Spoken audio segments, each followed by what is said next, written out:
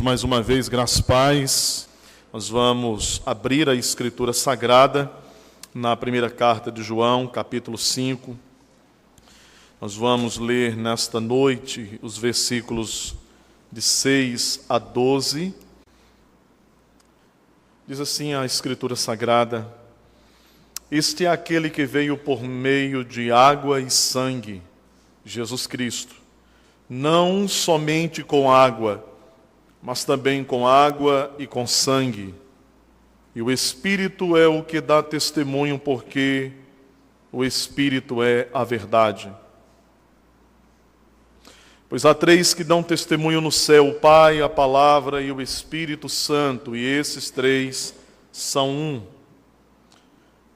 E três são os que testificam na terra: o Espírito, a água e o sangue, e os três são unânimes num só propósito.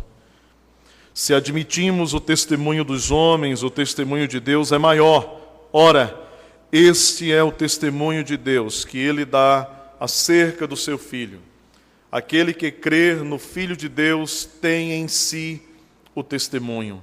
Aquele que não dá crédito a Deus o faz mentiroso, porque não crê no testemunho que Deus dá acerca do seu Filho. E o testemunho é este, que Deus nos deu a vida eterna, e esta vida está no seu Filho. Aquele que tem o Filho tem a vida. Aquele que não tem o Filho de Deus não tem a vida. Amém. O firme testemunho de Deus acerca de seu Filho. Sobre isto, meus irmãos, que nós queremos falar nesta noite. Hoje, pela manhã, nós tratamos sobre a verdadeira natureza e efeito da fé que temos em Jesus Cristo. Esta fé é para nós o modo de vida cristão. Vivemos pela fé nele. Nós cremos em Jesus e isso significa que nós confiamos nele.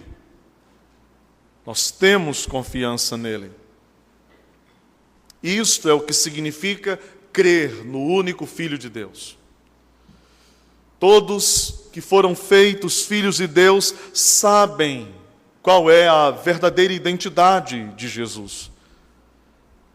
Assim nós sabemos o que podemos esperar dele, nós sabemos quem Jesus é. E então, se nós sabemos quem ele é, nós sabemos o que esperar dele e nós podemos então confiar nele. A verdadeira natureza da fé em Cristo nos diz então que o amor a Deus é a obediência aos seus mandamentos. Nós vimos isto pela manhã.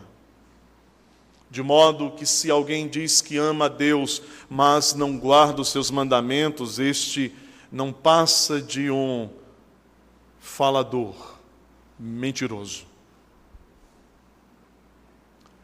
Porque o amor de Deus é, segundo João escreve, guardar os mandamentos de Deus. E Deus nos deu os seus mandamentos. E nós ouvimos que ele fez isso porque antes ele se fez conhecido a nós. Ele se revelou a nós. E como efeito dessa fé, essa confiança que temos em Jesus Cristo, nós somos então levados à vitória sobre o mundo. Nós vencemos o mundo. À medida que, tendo fé em Jesus Cristo, nós temos confiança nele, obedecemos os seus mandamentos e assim nós somos conduzidos à piedade, à santidade. Mas é claro que nós não obedecemos de modo perfeito. E talvez esta observação seja necessária, visto que alguém pode então se opor ao que eu acabei de dizer, por afirmar: mas como nós vamos guardar os mandamentos se nós não conseguimos obedecer de modo perfeito? Então, nós dizemos que a nossa incapacidade de guardar perfeitamente os mandamentos de Deus não é um empecilho para que nós, então, nos esforcemos e procuremos guardá-los. Esta carta que o apóstolo João escreveu, meus irmãos, é, como nós podemos dizer, uma carta bastante apologética. E quando falamos assim, nós estamos dizendo que ela é importante e é um especial conjunto de verdades. E João faz dessas verdades a defesa dele. Então João, ao escrever esta carta, ele está defendendo a verdadeira doutrina daqueles ataques perniciosos, nocivos, perigosos que eram dirigidos contra a igreja pelos falsos mestres. Destruir a doutrina da igreja é como destruir os alicerces de uma casa. É como tirar-lhes as colunas. É como cortar as raízes da árvore. Mas não apenas um discurso apologético de defesa da fé verdadeira. A carta de João não é apenas este importante e especial conjunto de defesa da verdadeira doutrina.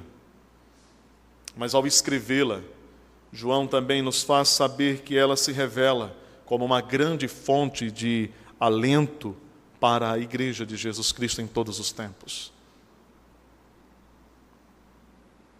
Ao escrevê-la, ele nos conduz ao entendimento de que nela encontramos mais fortalecida a nossa confiança em Jesus Cristo, à medida que mais e mais nós ouvimos acerca dessas verdades, conforme ele escreve acerca delas aqui. De modo prático, a nossa vida é mais fortalecida, tanto quanto mais nós ouvimos a palavra de Deus.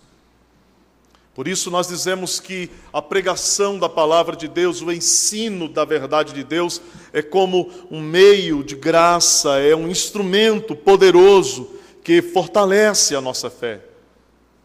Se nos afastamos de ouvir a sua palavra, se nos distanciamos de ouvir o ensinamento e a doutrina de Jesus Cristo, então pouco a pouco nosso coração é tomado por uma frieza, por uma aridez espiritual terrível. Não é assim o caso de alguns que se afastam da palavra, como plantas que estão sem água, murcham as suas folhas. Como um pobre animal sedento, faminto, definha. É o que temos então nos versículos de 6 a 10, uma defesa da verdade e um forte alento para o coração de todos os cristãos, em todo o tempo e em todas as partes. Para nós aqui também. É o que nós temos nesses versos que acabamos de ler. João está defendendo tanto a verdadeira doutrina quanto dando à igreja, fornecendo a ela uma fonte preciosíssima de ânimo para que esta igreja continue a vencer o mundo, a vencer o pecado, a vencer os seus desafios. E como João então faz isso? Ele, à medida que declara de modo preciso como Deus dá um valioso e necessário testemunho de seu Filho, ele dá à igreja a defesa da verdadeira doutrina e esta fonte de ânimo para vencermos o mundo.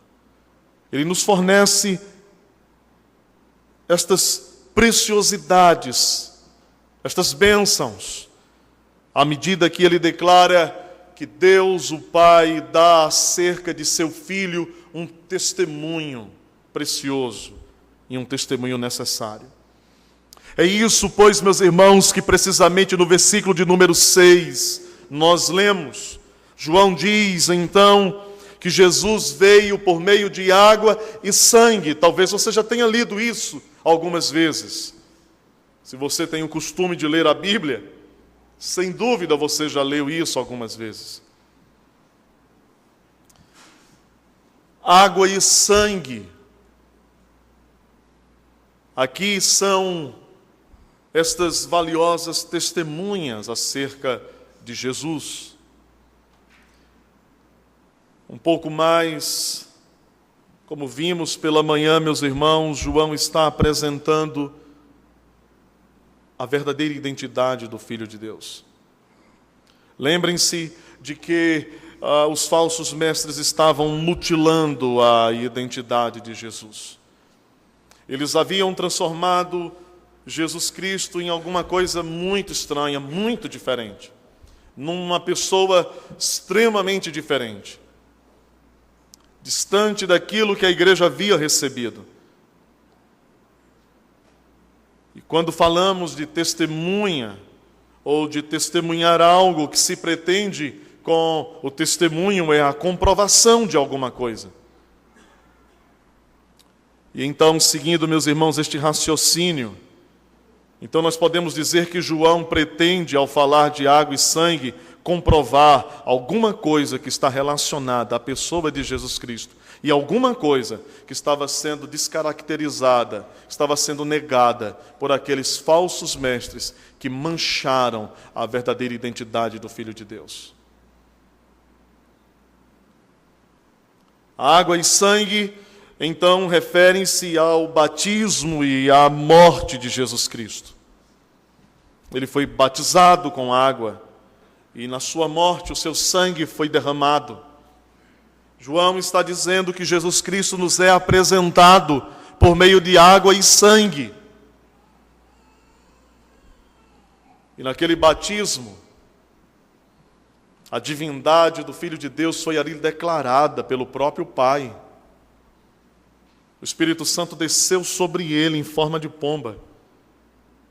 Do céu ouviu-se uma voz que dizia: "Este é o meu Filho amado, em quem eu tenho muito prazer." Deus então estava dando um grande testemunho de quem era Jesus.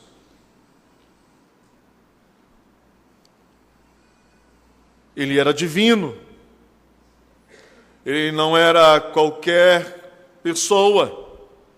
E naquele momento a divindade do Filho estava sendo confirmada num grande testemunho que Deus estava dando acerca de quem era aquele homem a quem João estava batizando. A água, ele vem, ele é percebido, ele é identificado, ele é conhecido, ele é tomado como comum e não comum por meio desse testemunho pela água. Ele é homem, mas ele é Deus. Ele é homem, mas ele é divino. Ele é o meu Filho, em quem eu tenho muito prazer. E quando João, então, fala agora do sangue, ele está apontando para a outra face, para a outra identidade, que forma uma única identidade, um outro aspecto dessa identidade precisa do Filho de Deus. Ele está falando da sua perfeita humanidade. Se ele verdadeiramente morreu, se verdadeiramente o seu sangue foi derramado, então isto logicamente significa que ele era verdadeiramente homem. Não apenas divino, não apenas Deus, mas também homem, com carne e com sangue. E ele sofreu e morreu, e também ali no dia da sua morte. O Pai, mais uma vez, por meio do testemunho, do sacrifício, do sangue, ele confirma que aquele que está pregado na cruz é o seu Filho amado. Se a água e o sangue falam do batismo e da morte, então uma pergunta óbvia que deveríamos fazer nesse momento é: o que João então está combatendo ao falar destas verdades? O que ele pretende ao dizer à igreja que Jesus Cristo nos é dado por água e por sangue, isto é, ele é confirmado em sua divindade e em sua humanidade na água do batismo e no sangue que ele derrama no Calvário? O que está por trás disso? O que João está querendo corrigir? Que problema ele está querendo sanar? Que mentira ele está querendo desmascarar? Que falsidade ele está querendo expor e colocar patente aos olhos da igreja, a fim de que a igreja rejeite aquilo que não procede do Espírito da verdade?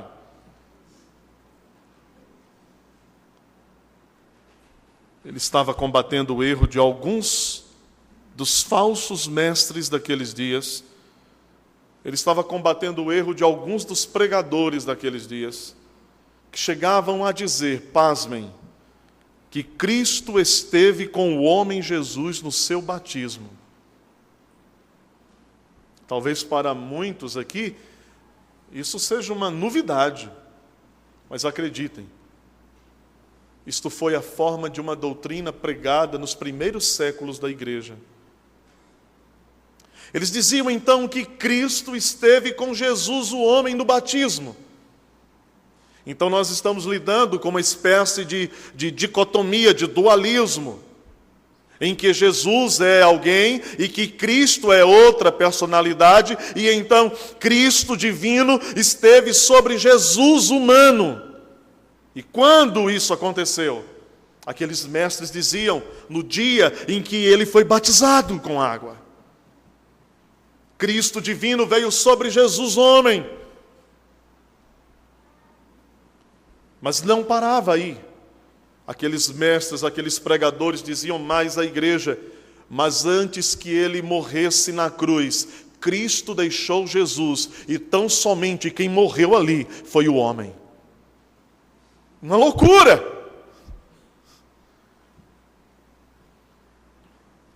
Isso parece estranho para você? Pois para João e para a igreja de seus dias a quem ele escreve, este era um ensino que estava ganhando cada vez mais adeptos. Isso estava seduzindo as pessoas. Para aqueles pregadores a quem João está combatendo, ao dizer à igreja que Jesus nos é dado por sangue e por água e sangue, para aqueles pregadores, Jesus e Cristo eram realidades distintas, separadas, diferentes, personalidades diferentes.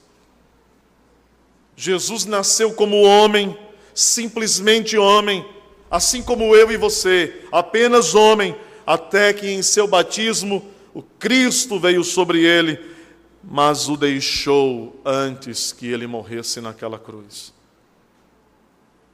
Estava então declarado e estampado um conflito para aqueles homens irreconciliável entre as duas naturezas, a divina e a humana.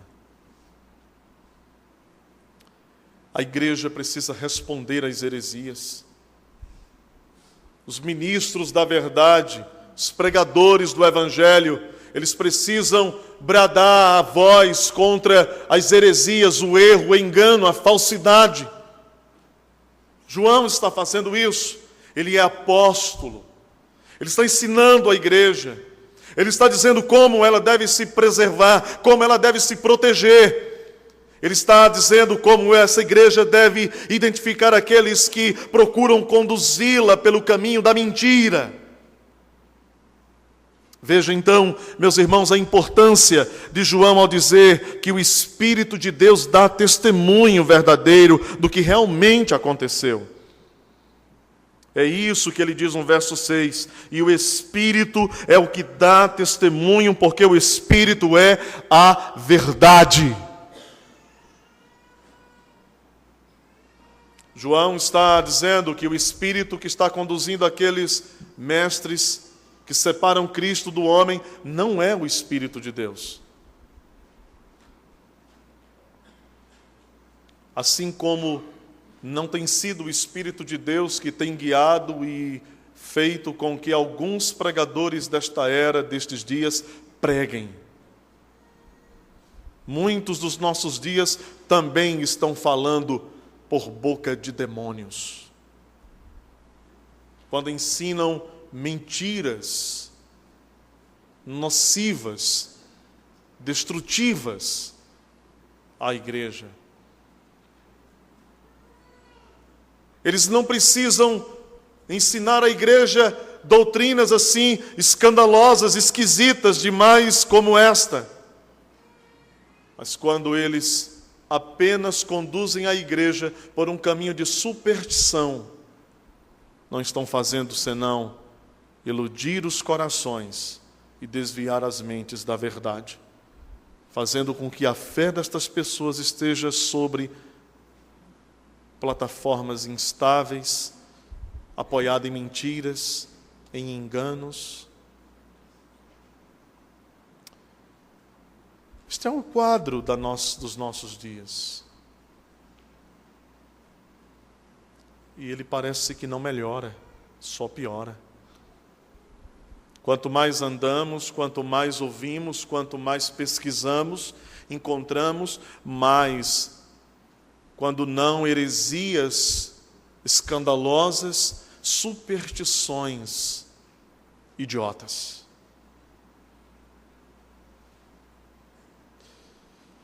Veja a importância que João está dando a isto, meus irmãos. A importância que ele está dando para o fato de que a igreja precisa estar a par desta verdade. Ele diz: este é o testemunho do Espírito Santo. O Espírito Santo confirma, ele comprova, ele corrobora, ele garante.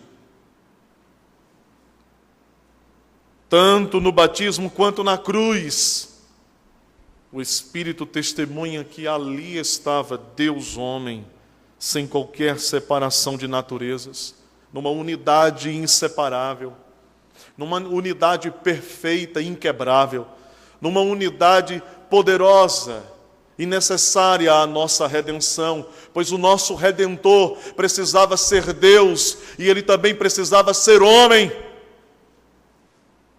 para que como Deus pudesse nos livrar do poder do pecado, para que como homem pudesse sofrer toda a ira de Deus sobre ele. O Espírito, meus irmãos, dá esse testemunho à igreja. O Espírito está dando esse testemunho nesta noite aqui. Quando você ouve isso, e quando isto que você ouve fala ao seu coração poderosamente, você é tomado por esta convicção plena de que aquele em quem você tem fé é Deus, e é homem e é Deus. O Espírito que convence os homens desta verdade. Nós cremos assim. Essa é a nossa profissão de fé. É Ele quem convence aos homens, e Ele convence a quem quer destas verdades. Ele é quem convence os homens da verdade de que nas águas do batismo, como na dor da morte, ali estava aquele que é Deus homem, o Salvador dos perdidos. Esse é o testemunho da verdade.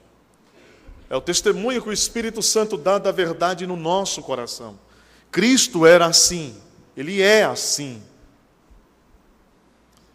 Às vezes eu tenho perguntado a alguns irmãos, quando falamos sobre a pessoa bendita de nosso Salvador, para ver que nível de conhecimento eles possuem acerca da pessoa do Filho de Deus.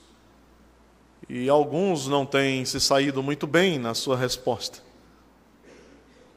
E eu tenho perguntado a alguns irmãos às vezes, o que você pensa sobre o Filho de Deus agora? Você crê que ele veio ao mundo como homem? E eles dizem sim. Você crê que Deus verdadeiramente assumiu carne humana e foi gerado no ventre de uma virgem por nome Maria, e que ele nasceu em Belém e ele sofreu e morreu pelos seus pecados, mas ressuscitou ao terceiro dia? E eles dizem, sim, eu creio nisso. Isso é verdade. E então vem a pergunta fatality. Eu pergunto a eles: e o que você pensa sobre Jesus agora no céu? E eles dizem: Jesus no céu agora é um espírito.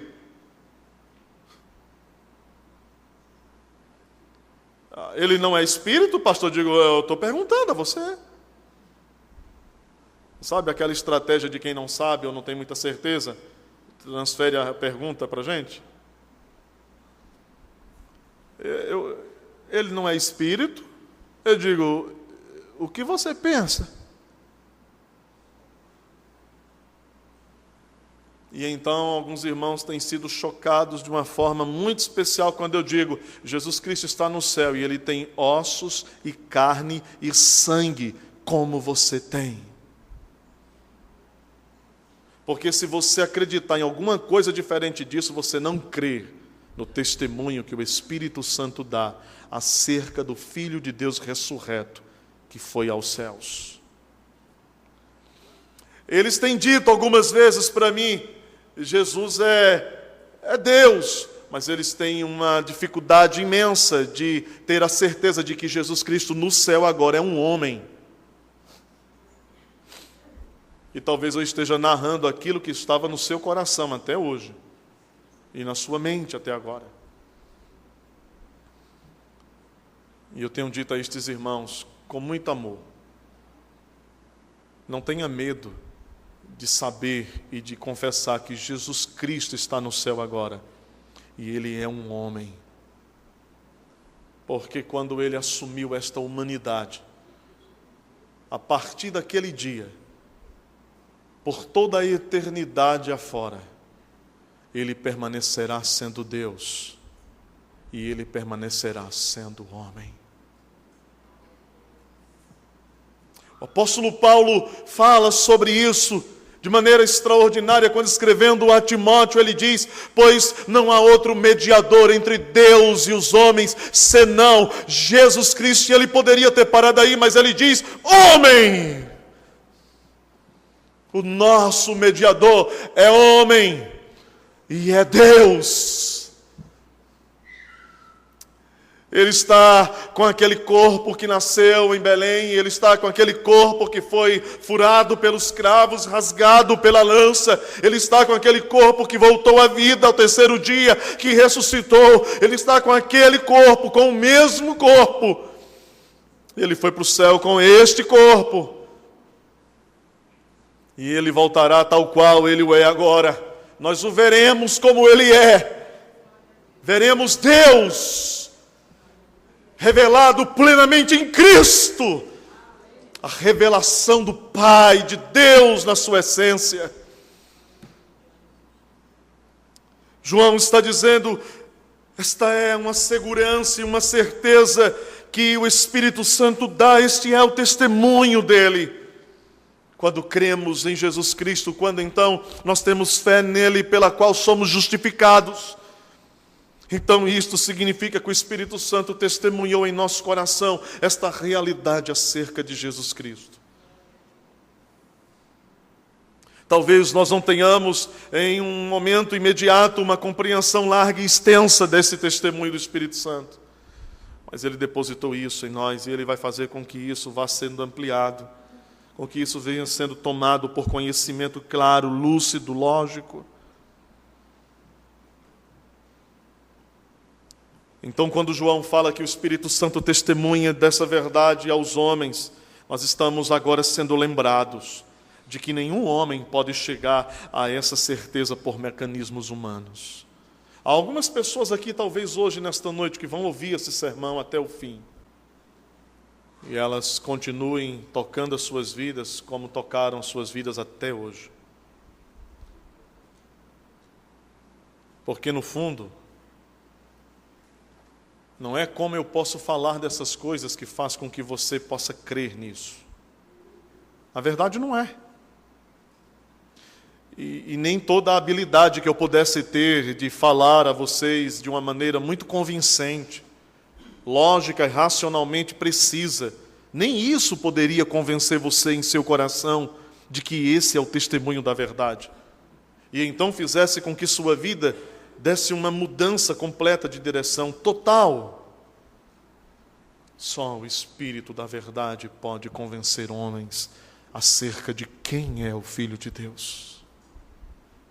Só Ele pode fazer com que no íntimo, no coração humano, alguma coisa muito poderosa e estranha a nós, naturalmente falando, possa acontecer, de modo que nós tenhamos uma convicção e uma certeza, uma confiança de que estas coisas são a mais pura verdade sem as quais nós não podemos viver, e a ela então nos agarramos, como se nossa vida dependesse delas, e de fato a nossa vida depende delas.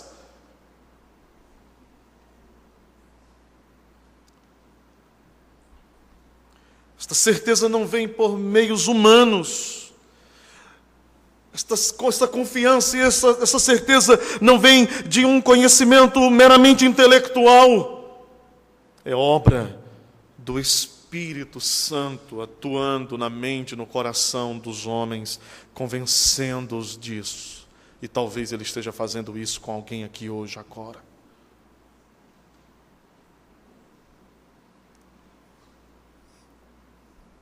E nós podemos dizer que é maravilhoso isso. Os homens podem naturalmente duvidar disso que eu estou pregando.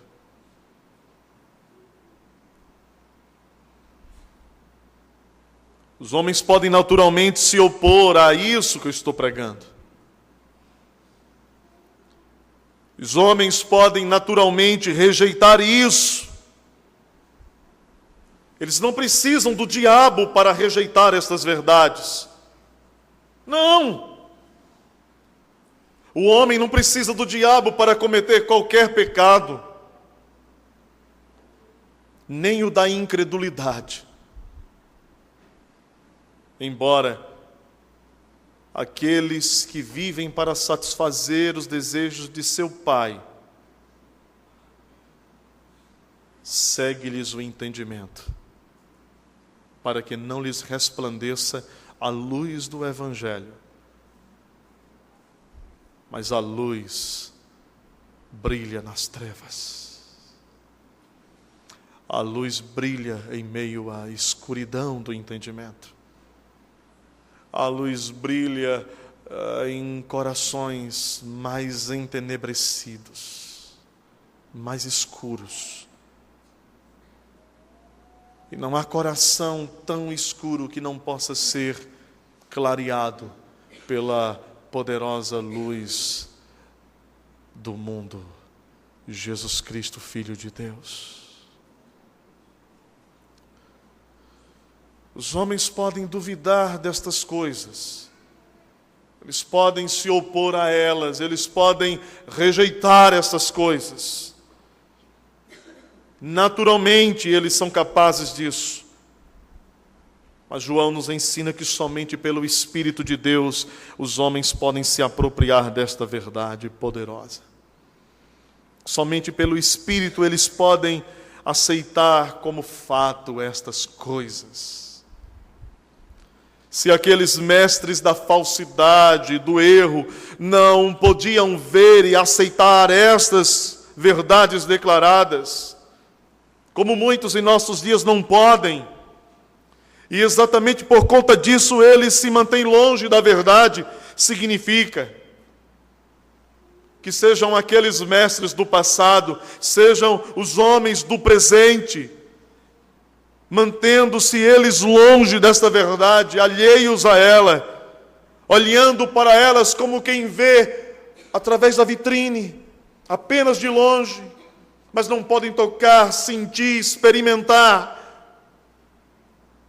Vivem assim porque nunca nasceram de Deus e não podem lhe obedecer à sua palavra porque não conhecem pessoalmente aquele que lhes tem falado aos ouvidos duros e incrédulos. Então isso é forte.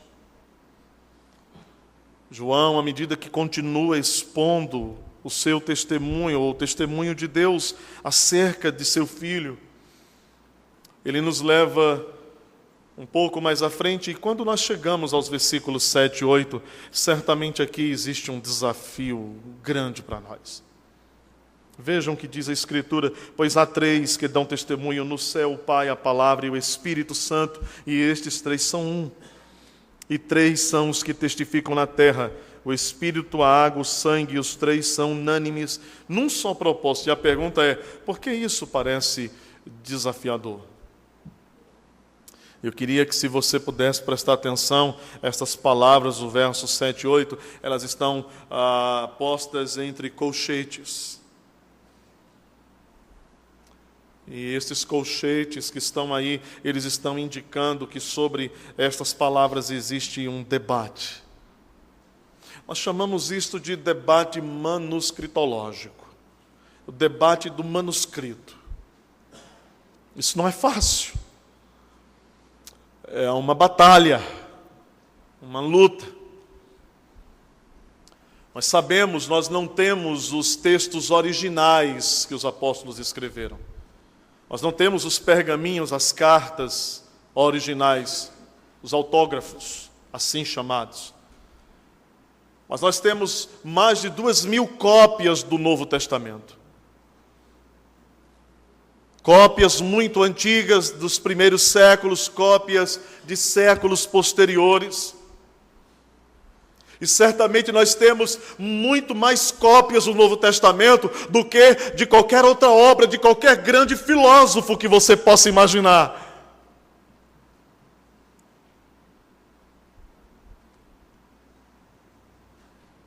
E então, quando nós nos deparamos com este texto, quando parte de um texto na Escritura do Novo Testamento está entre colchetes, significa que essa porção não aparece nos manuscritos mais antigos do Novo Testamento. Manuscritos do 2º, 3º, 4º, 5º, 6º século. Cópias dos originais, porque era assim. Havia uma tradição de copistas. Se tomava a carta original e imediatamente se copiava. E isso era à mão. Um trabalho dificílimo. E era preciso que o copista fosse muito habilidoso, muito perito, para que ele não omitisse uma palavra ou que ele não repetisse uma frase. E isso era possível de acontecer. Então você teria e você tem manuscritos antigos que tem alguma palavra ou frase que não há em outro manuscrito, e nós chamamos isso de variantes textuais. E então o trabalho dos especialistas é tomar os diversos manuscritos, dos mais antigos aos mais jovens, por assim dizer, e comparar os textos. E então eles produzem traduções que são mais fiéis ao que de fato foi escrito. E nós podemos, como igreja, ser guiados pela verdade de Deus. Nós temos uma certeza que só pode ser tomada por fé. Aquele que falou sustenta suas palavras. Aquele que entregou à sua igreja sua revelação plena e final, ele cuida de todos os detalhes para que a sua mensagem seja intocável, seja mantida, conservada, preservada para todas as gerações, até que Cristo volte. Há um debate acerca deste trecho do texto que temos. E em alguns manuscritos mais antigos, anteriores ao 10º século,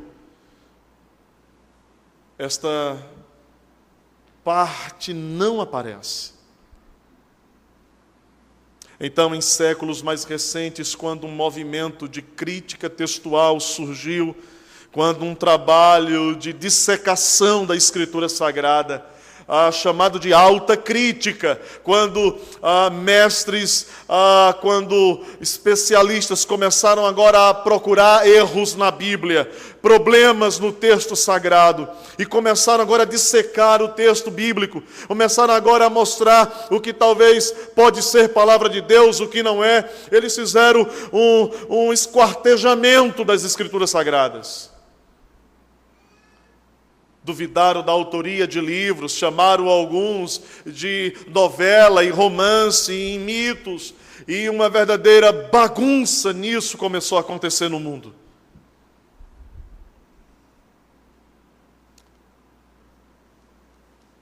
Mas o Espírito dá testemunho da verdade.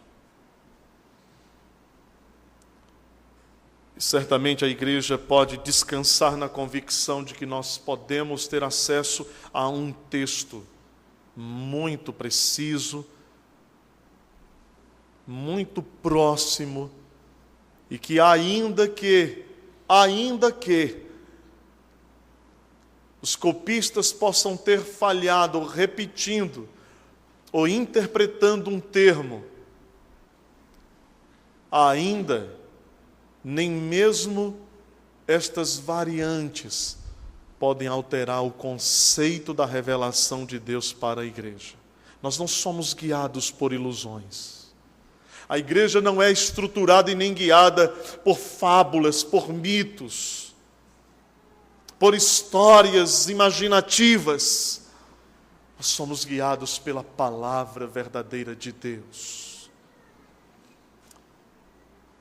Meus irmãos, embora esta ocorrência entre colchetes possa ser uma dificuldade para alguns, por certo, ainda que João não tivesse escrito, certamente há um testemunho trinitário no céu acerca de quem Cristo é. O Pai testemunha do Filho, o próprio Filho testemunha de si, o Espírito testemunha do Filho.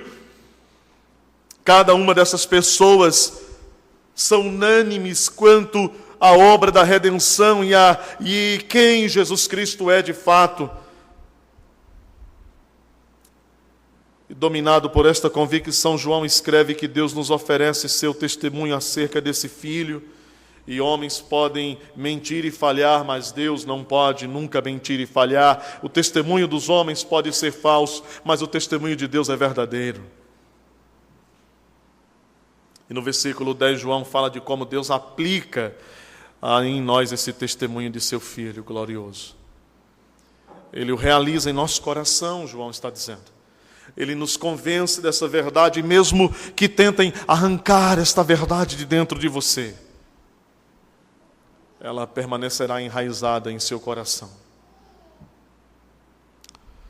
Recusam-se a aceitar e viver por esse testemunho que Deus dá de seu Filho. Não agarram-se à verdade, consideram falsas as mais claras evidências de que Jesus Cristo existiu. Existem evidências claras de que Ele existiu. Há evidências claras de que Ele veio a este mundo como homem, de que Ele morreu, indiscutível. Mas há evidências de que Ele ressuscitou ao terceiro dia e está vivo para sempre. Esse é o testemunho que Deus dá dele. Versos 11 e 12. Deus nos deu vida eterna e a vida está em seu Filho. Quem tem o Filho tem a vida, e aquele que não tem o Filho não tem a vida. Você tem? Hein, amigo? Amiga? Você tem? Não responda para mim.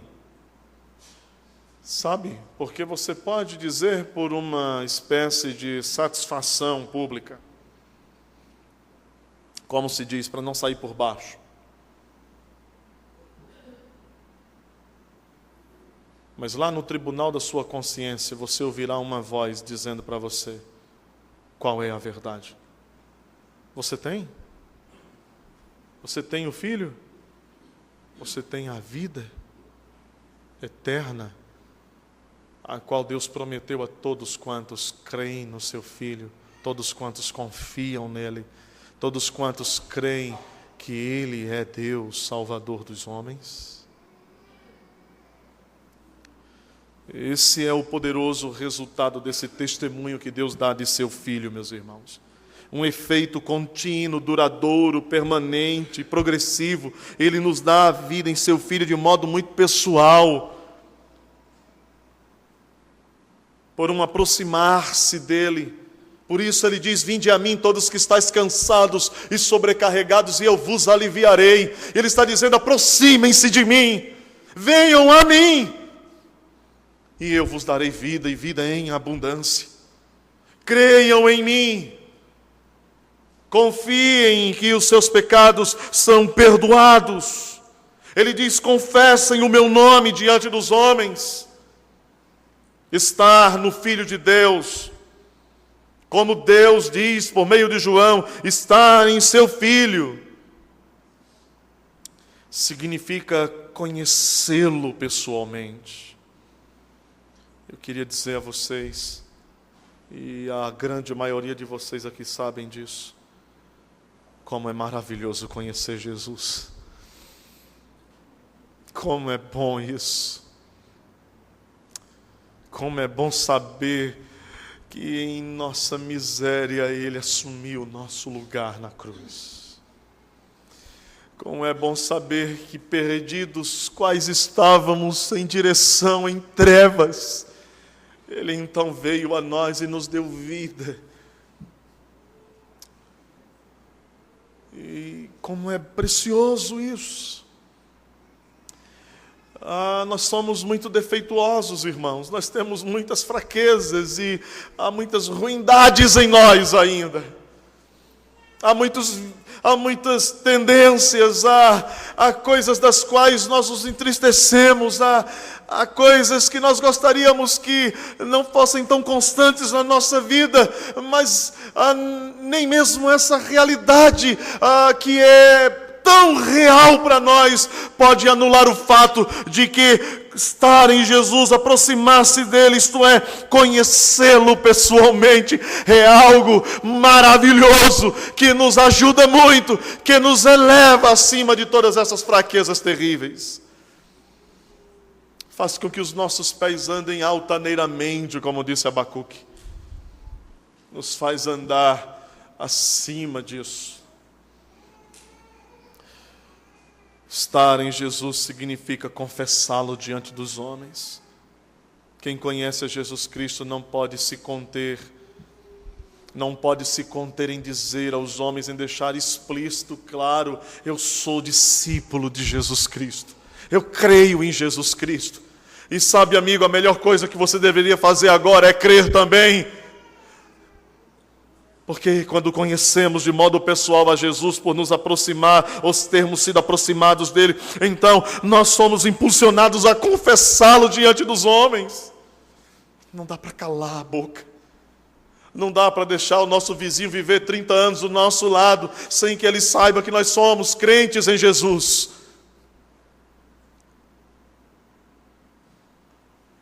Estar em Jesus Cristo não é apenas aproximando-se, conhecê-lo pessoalmente e confessá-lo publicamente, mas estar em Jesus Cristo significa ter comunhão com o Filho de Deus. Sabe, eu acredito que comunhão com o Filho de Deus poderia ser pintada em tela. E se nós pudéssemos pintar uma tela sobre o que significa ter comunhão com o Filho de Deus, nós pintaríamos uma mesa nessa tela. E nós pintaríamos o Senhor ali, e nós pintaríamos nós mesmos e muitos outros ao redor de uma mesa, e nós o veríamos servindo a cada um de nós pão e vinho, comunhão no seu corpo e no seu sangue. Estar em Jesus é ter parte nisso. É ter parte na sua vida, porque temos parte na sua morte. se você não tem parte na morte de Cristo, se na sua cruz você não foi crucificado, se lá na cruz não estão pregados os seus pecados, se lá ao olhar na cruz você não pode se ver ali em Jesus, então você não pode também ver a sua vida em você. Meus irmãos, as palavras de João nos asseguram que ninguém pode encontrar a vida eterna senão neste Jesus, em Cristo, Filho de Deus. Não tem outro caminho, não existe outra porta. Ou você se rende a Ele, ou para você não existe, nem agora e nem existirá amanhã, qualquer esperança. Creia neste testemunho, porque ele é o testemunho verdadeiro que Deus dá de seu Filho amado para a nossa consolação e vida nele. Amém.